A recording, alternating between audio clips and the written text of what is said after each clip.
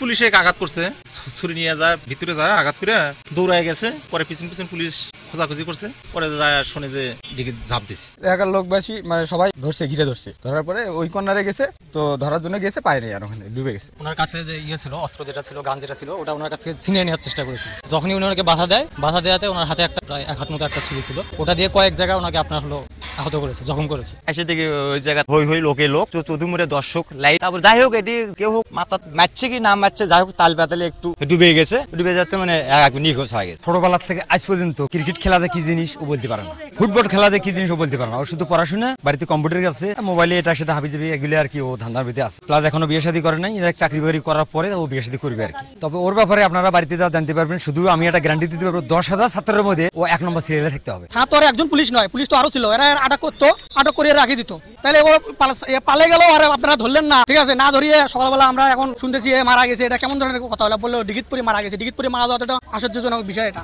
আমরা এই সময় কিছুই জানি, তবে ফেসবুকে দেখলাম আমাকে একজন বলতেছে যে তুই যেখানে চা বানাচ্ছিস তোর ভাগ্নে ফেসবুকে মারা গেছে, দেখতে চাই দেখ এটা। আমরা তার কাছ থেকে হাতের উদ্ধার করছি, হাতের উদ্ধার করার সময় সেই আঘাতটা করে আমাকে ছোড়া দিয়ে, চাকু দিয়ে। তারপরে সে চাকুটা ঘুরাইতে যখন আমরা তাকে আটক করার চেষ্টা করি, তখন সে চাকু ঘুরাইতে সে দৌড়ে বাইর হয়ে যায়। খোঁজাখুঁজি করে তাকে উদ্ধারের চেষ্টা করে, না পাওয়ার পর আমাদের যে ভারপ্রাপ্ত কর্মকর্তা ছিল উনি ফায়ার সার্ভিসে সংবাদ দেয়। ফায়ার সার্ভিস এসে তাকে খুঁজে না পাওয়ার পরে তারপরে তারা রংপুরে যোগাযোগ করে ডুবুরি নিয়ে আসে এবং আজ সকালবেলা উক্ত ব্যক্তির মরদেহ উদ্ধার হয়।